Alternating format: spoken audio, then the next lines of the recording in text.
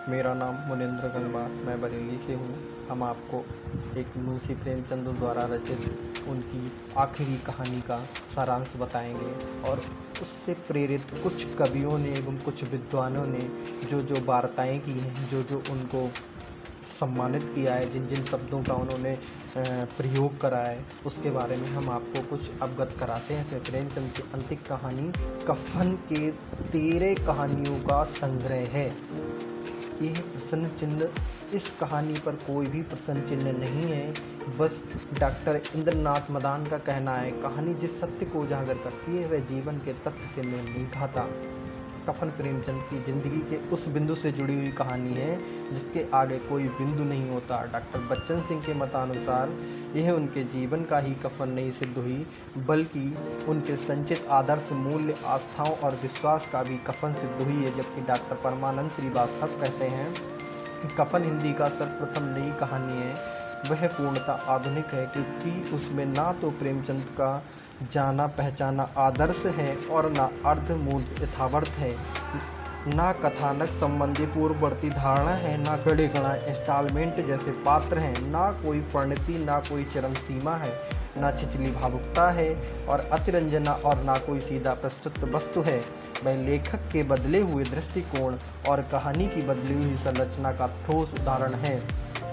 मेरे प्यारे भाइयों, दोस्तों, मैं आपको बता रहा हूँ कि ये कहानी हमारे जीवन की एक अद्भुत एवं निर्मल स्वरूप कहानी साबित हुई है, क्योंकि यह मुंशी प्रेमचंद, जो कि हमारे हिंदी साहित्य के बहुत जाने माने एवं महान कहानीकार थे, यह उनकी कहानी नहीं, यह हमारे लिए प्रेरणा का स्रोत है। कहानी का सारांश इस प्रकार प्रारंभ होता है। झोपड़े के द्वार पर बाप और बेटा दोनों एक बुझे हुए अलाव के सामने चुपचाप बैठे हुए हैं और अंदर बेटी की जवान बीबी बुधिया प्रसव वेदना से पछाड़ खा रही थी। रह रह कर उसके मुंह से ऐसे दिल हिला देने वाली आवाज़ें निकल रही थीं कि दोनों कलेजा थाम लेते थे। जाड़ों की रात थी, प्रकृति सन्नाटे में डूबी हुई, सारा गांव अंधकार में लय हो गया था। जब निसंग भाव से करता है कि वह बचेगी नहीं, तो माधव चिढ़कर उसे उत्तर देता है कि मरना है तो जल्दी ही क्यों नहीं मर जाती, देखकर भी क्या कर लेंगे। लगता है जैसे कहानी के प्रसंग में ही बड़े सांकेतिक ढंग से प्रेमचंद इशारा कर रहे हैं और भाव का अंधकार में लय हो जाना मानो पूंजीवादी व्यवस्था का ही प्रकट होता है। अंधेरा है जो सारे मानवीय मूल्यों, सद्भावना, आत्मीयता और रौनता हुआ निर्मम भाव बढ़ता जा रहा है। इस दौरान इस औरत ने घर को एक व्यवस्था दी थी। पिसाई करके या घास छील कर वह इन दोनों बेगैरतों का धोखज भरती रहती थी और आए दोनों जार में मर जाएं तो आराम से सोएं। आकाशबत्ती पर जिंदा रहने वाले बाप बेटा के लिए भुने हुए आलूओं की कीमत उस मरती हुई औरत से ज़्यादा है। उनमें कोई भी उस डर से उसे देखना नहीं चाहता कि उसके जाने पर दूसरा आदमी सारे आलू खा जाएगा। हालत और तालू जल जाने की चिंता किए बिना जिस तेज़ी से वे गर्म आलू खा रहे हैं, उसे उनकी मारक गरीबी का अनुमान सहज ही हो जाता है। यह विसंगति कहानी की संपूर्ण रचना के साथ विडंबनात्मक ढंग से जुड़ी हुई है। घीसी को 20 साल पहले हुई ठाकुर की वार्ता याद आती है। चटनी, रायता, 3 तरह के सूखे साग, एक रसेदार तरकारी, दही, चटनी, मिठाई। अब क्या बताऊं कि उस भोजन में क्या स्वाद मिला। लोगों ने ऐसा खाया किसी से पानी ना पिया गया। यह वर्णन अपने ब्यौरे में काफ़ी आकर्षक ही नहीं बल्कि भोजन के प्रति पाठकीय संवेदना को धारदार बना देता है। इसके बाद प्रेमचंद लिखते हैं, बुधिया की कहानी अभी करा रही थी। इस प्रकार ठाकुर की बराबत का वर्णन अमानवीय और ठोस बनाने में पूरी सहायता करता है। कफन एक ऐसी सामाजिक व्यवस्था की कहानी है जो श्रम के अति आदमी में हतोत्साह पैदा करती है, क्योंकि उस श्रम की कोई सकारात्मकता एवं नहीं होती है।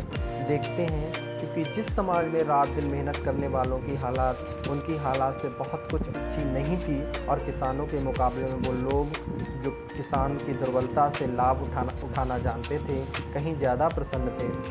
वहाँ इस तरह की कोई मनोवृत्ति पैदा हो जाना कोई अचरज की बात नहीं थी। फिर भी उसे तकसीद तो थी कि अगर वह फटे हाल में है तो कम से कम उसे किसानों की सीजी तोड़ मेहनत से नहीं करनी चाहिए पड़ता है। उसकी सरलता और नियतता से दूर लोग बेवजह फ़ायदा तो नहीं उठाते। 20 साल तक ये व्यवस्था आदमी को भरपेट भोजन के बिना रखती है, इसलिए आवश्यक नहीं है कि अपने परिवार के ही एक सदस्य के मरने जीने से ज़्यादा चिंतित उन्हें अपने पेट भरने की होती है। औरत के मन जाने से कफन का चंदा हाथ में आना पर उनकी नीयत बदलने लगती है। हल्के से कफन की बात पर लोग एक मत हो जाते हैं और लाश उठाते उठाते रात हो जाती है। रात को कफन कौन देखता है? कफन लाश के साथ जली जाती है तो फिर उसे हल्के कफन के लिए बिना ही ये लोग उसे कफन के चंदे के पैसे के शराब, पूड़ियाँ, चटनी, अचार और कलेजियाँ पर खर्च कर देते हैं। अपने भोजन की तृप्ति से ही दोनों बुधिया और सद्दित्व की कल्पना कर लेते हैं। हमारी आत्मा प्रसन्न हो जाती है। हमारी आत्मा प्रसन्न हो जाती है तो क्या उसे सुख नहीं मिलेगा? जरूरी से ज़रूर मिलेगा। भगवान तुम अंतर्यामी हो, उसे बैकुंठ ले जाना अपनी आत्मा की प्रसन्नता अपने पहले ज़रूरी है और संसार और भगवान की प्रसन्नता की कोई ज़रूरत है वो भी बाद में। अपनी उम्र के अनुरूप यीशु ज़्यादा समझदार है। उसे मालूम है कि लोग कफन की व्यवस्था करेंगे, भले ही वह बाहर रुपया उनके हाथ में ना आवे। नशे की हालत में माधव जब पत्नी के आहत दुख भोगने की सोचकर रोने लगता है तो यीशु उसे चुप कराता है और अपने परंपरागत ज्ञान के सहारे के मन पर वह मुक्त हो जाता है। इस जंजाल में छूट गई है। नशे में नाचते गाते उछलते कूदते सभी और बेखबर मदमस्त बह गिर कर ढेर हो जाते हैं। तो दोस्तों, इस सारांश से हमको पता लगता है कि एक मदिरापान और नीच कर्म और मर्म ज्ञान वाला व्यक्ति और व्यक्तित्व किस तरह से एक नारी जीवन पर अपयश का कारण बनता है एवं उसकी मृत्यु का कारण बनता है।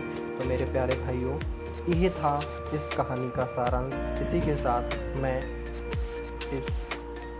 यहीं पे इस कहानी को और इस सारांश को विश्राम देता हूँ।